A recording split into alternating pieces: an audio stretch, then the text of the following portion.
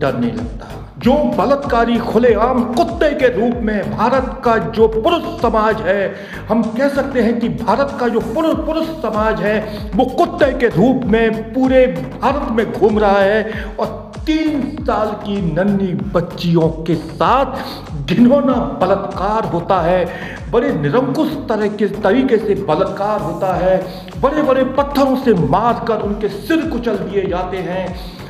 राजस्थान हो, मध्य प्रदेश हो, हरियाणा हो, पश्चिम बंगाल हो, बिहार हो, गुजरात हो, भारत में कोई भी ऐसा राज्य नहीं है जहां से बलात्कार की जघन्य अपराध की घिनौनी निरंकुश खबरें सामने नहीं आती हों।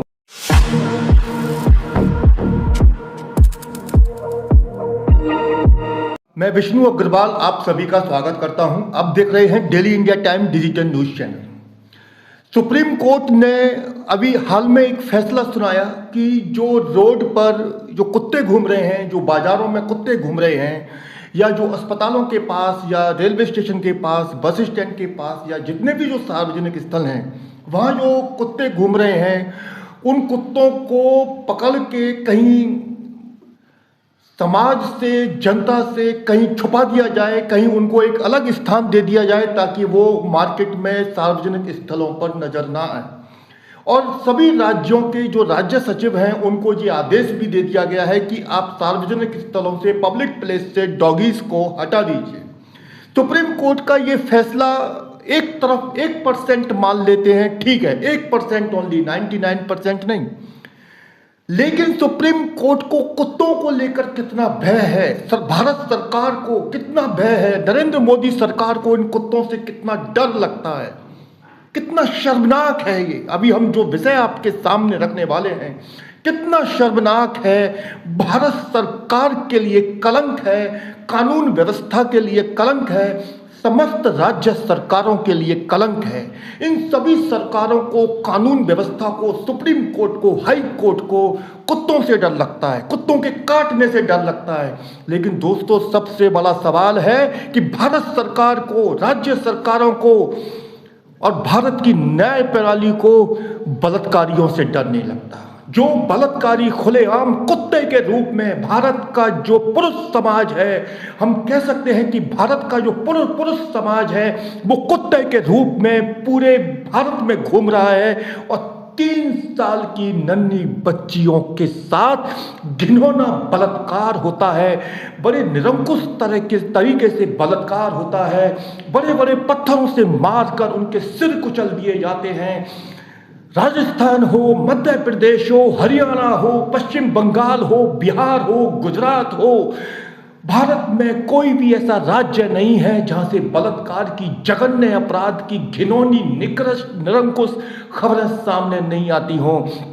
लेकिन भारत सरकार को, नरेंद्र मोदी सरकार को, अमित शाह जो गृह मंत्री हैं उनको, जो राज्य की सरकारें हैं उनको और भारत के सुप्रीम कोर्ट को और हाई कोर्ट को उन बलात्कारियों से डर नहीं लगता। उन बलात्कारियों का ट्रीटमेंट ये भारत की सरकार और न्याय प्रणाली को करने में वो अपनी जिम्मेदारी नहीं मानते। उनको चिंता है इन कुत्तों की जो कि जानवर के रूप में घूम रहे हैं। अगर एक कुत्ता एक व्यक्ति को काट लेता है तो कौन सी आफत इन न्याय प्रणाली के सिर पर आ गिरी, कौन सी जो आफत है वो प्रधानमंत्री नरेंद्र मोदी के सिर पर आ गिरी, या कौन सी आफत है जो दूसरे राज्यों की सरकारों के मुख्यमंत्रियों पर आ गिरी। लेकिन इन बलात्कारियों को लेकर इन सरकारों की चुप्पी इनके मुंह पर कालिक पोतती है। अभी हम बात करने वाले हैं महाराष्ट्र के। महाराष्ट्र में एक जघन्य अपराध सामने आया है। मात्र 3 साल की बच्ची, जी हां, 3 साल की बच्ची के साथ एक बहुत ही घिनौने, गंदे, निकृष्ट तरीके से उसके साथ बलात्कार किया गया।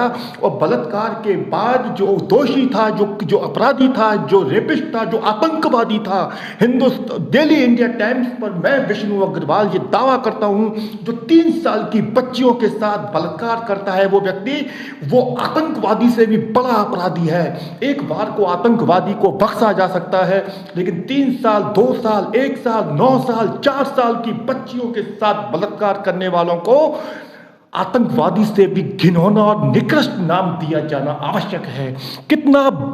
लगता है भारत की न्याय प्रणाली बेबस हो गई है।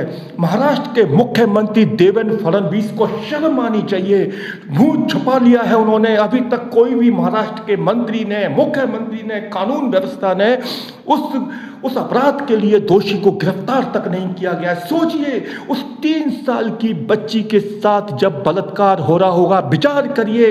अगर आप एक सच्चे, अगर आप नालायक भारतीय हैं तो आपके लिए ये आत्महत्या कर देने जैसा है, अपने वजूद को मिटा देने जैसा है।